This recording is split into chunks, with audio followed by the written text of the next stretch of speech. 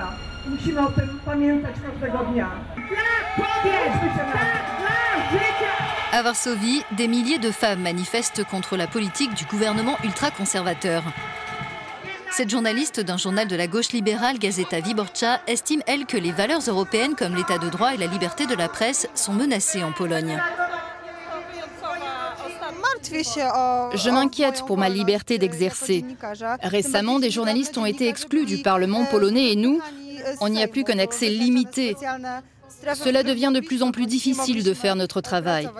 La liberté de la presse est restreinte. Je ne sais pas ce qui va se passer si les choses empirent. On est vraiment inquiet pour notre avenir.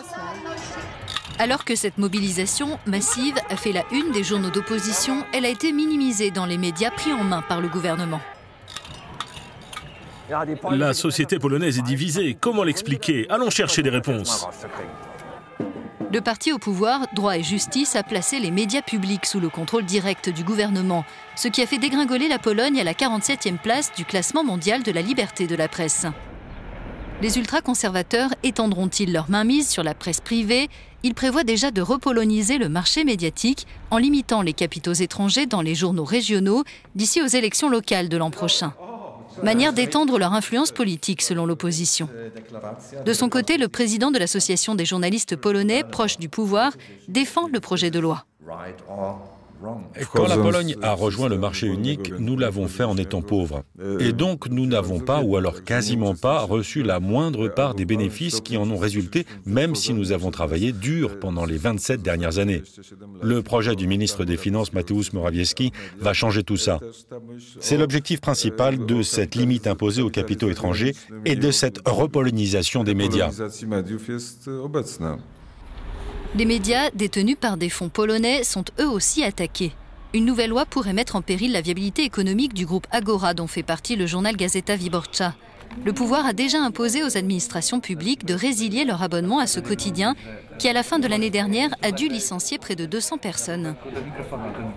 Pour son rédacteur en chef adjoint, le gouvernement eurosceptique tente de remettre en cause tout ce qu'a apporté à la Pologne son adhésion à l'Union européenne. Tous les changements sont perçus par ce gouvernement comme un complot des élites post-Solidarność et post-communistes. Et Gazeta Wyborcza, comme un symbole de ce changement, est visé. Le gouvernement et toutes les entreprises d'État ont retiré la publicité de Gazeta Wyborcza. Nous sommes un cible de la haine de ce gouvernement. À l'image d'autres dirigeants comme ceux de la Hongrie, le gouvernement polonais agit au niveau financier pour s'en prendre à la presse privée et il vise les médias publics en imposant directement son emprise. Ils ont viré 250 journalistes des médias publics comme ça. Depuis les lois de Martial, il n'y avait pas de purge dans les niveaux comme ça. C'est le retour de la propagande des temps des communistes, à l'envers. Ils supporte pas les moindres critiques. L'Union européenne, ce sont des valeurs comme la liberté de la presse, c'est aussi un essor économique qui s'est traduit par un PIB qui a plus que doublé depuis l'adhésion de la Pologne en 2004. Les ultra-conservateurs se sont fait élire en octobre 2015 en affirmant que la Pologne était en ruine. Une idée qui reste ancrée chez leurs partisans. Allons voir ce qu'il en est dans le monde agricole. À Krzepa, la situation de Sylvester s'est améliorée depuis 2004. Sylvester a démarré son activité avec 8 vaches et aujourd'hui il en a 500. Comment a-t-il fait? Posons-lui la question. Quand il a pris la suite de son grand-père dans les années 90, l'exploitation de Sylvester était à l'image des petites fermes laitières typiques des campagnes polonaises de l'époque.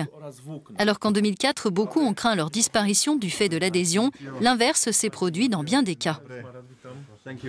En réalité, ces craintes étaient infondées. Les agriculteurs qui voulaient se développer, qu'ils aient des fermes de petite taille ou de taille moyenne, ont eu la possibilité de le faire grâce au programme de modernisation financé par l'Union.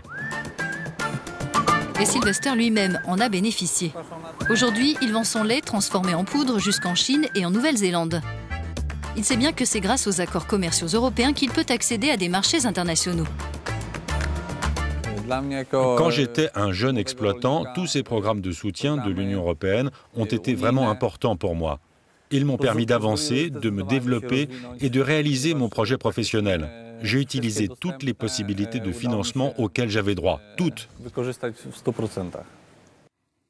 La solidarité est l'un des principes clés de l'Union. La Pologne est de loin le premier pays bénéficiaire de fonds européens. Elle touche 3 fois plus que sa contribution. Retour à Varsovie. D'après le président de l'Institut des affaires publiques, les Polonais font davantage confiance aux institutions européennes qu'à celles de leur pays. Ils restent europhiles parce qu'ils partagent les valeurs de l'Union et pas seulement parce qu'ils bénéficient de son argent.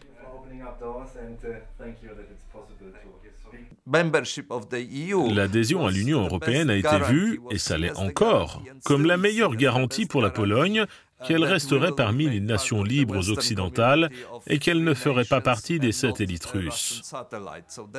C'est le principal motif du soutien à l'adhésion dans ce pays. L'Union européenne est la seule chance d'avoir la paix, la stabilité et la prospérité économique dans un contexte de mondialisation. Se dirige-t-on vers une Europe à plusieurs vitesses? Alors que certains États membres veulent s'orienter vers une plus grande intégration, d'autres refusent d'en entendre parler. La question devrait provoquer d'intenses débats dans une Pologne déjà profondément divisée sur l'Union.